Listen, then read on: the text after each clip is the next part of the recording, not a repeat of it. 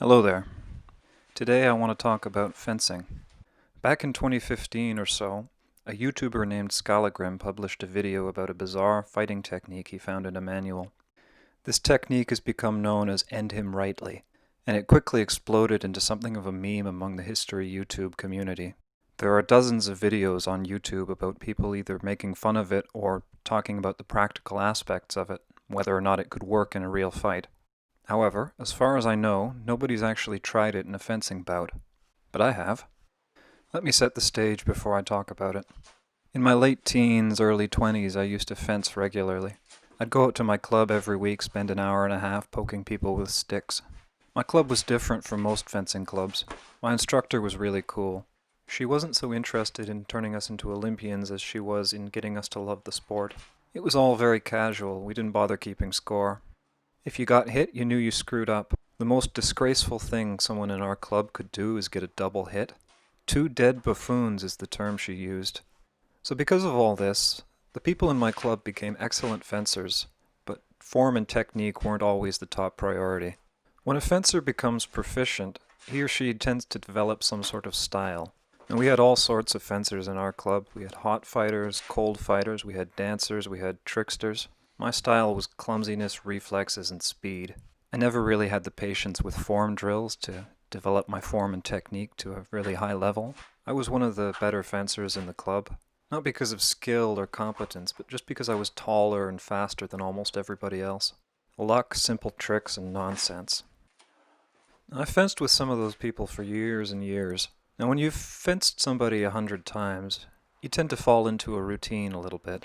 You learn what works against that person, you learn what doesn't work. You learn where your weak points are against that fencer's style, you learn where their weaknesses are against yours. So in order to keep things interesting when I was fencing a veteran, I'd fence in a playful style. I wouldn't take it so seriously.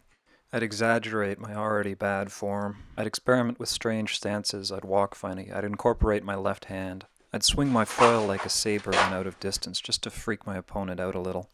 Some of this stuff worked against the veterans. Not all of it did. Often I just had to rely on my speed and reflexes to see me through. I liked using my strange techniques against the new fencers. Often when a new fencer challenges a veteran, it tends to be a very poor fight. The veteran's defenses being nearly impenetrable to the newcomer. So I'd do some weird technique or weird stance, and even though the newcomer generally wouldn't land a hit on me, they would still be given an interesting challenge, some new puzzle to deal with. Teach them at an early point to think outside the box in fencing. Or, failing all that, maybe I could at least get them to smile at my clowning around. Now one of the things that I would do from time to time is use my foil two-handed. In my late teens I suffered a shoulder injury. As a result of this, my right hand got tired pretty quickly. Now fencing two-handed is not a great decision. The foil is light enough that you don't really gain any extra speed, and you lose a little bit of reach. But it was easier on my hurt arm, so I did it anyway. So one day I'm fencing. I'm fencing this young woman. She was quite good, but she'd been in the club for almost as long as I had, and we'd fenced each other a lot of times. Now this was back when the "end him rightly" meme was at the height of its popularity, and since the fight was a little bit on the routine side, I decided, what the heck, I'll spice things up and give this a try.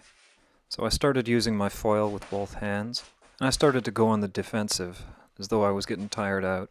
All the while, though, what I was trying to do was unscrew the pommel of my foil. The guard of the foil makes it relatively easy to do this without being seen, and even if she had seen, she wouldn't have understood what I was doing.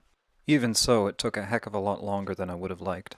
After a point, I could feel the handle and the guard coming loose against the tang, and I had to adjust my grip such that it wouldn't show. I made my feints and my defensive maneuvers and my stop thrusts just to keep her away and give me a little bit more time. She was getting impatient with my caution, getting more aggressive. I knew I had to do this quickly. With the handle loose, my sword was in no state for any long exchange. She moved in to engage. I wasn't throwing the pommel hard. I don't even think I hit her.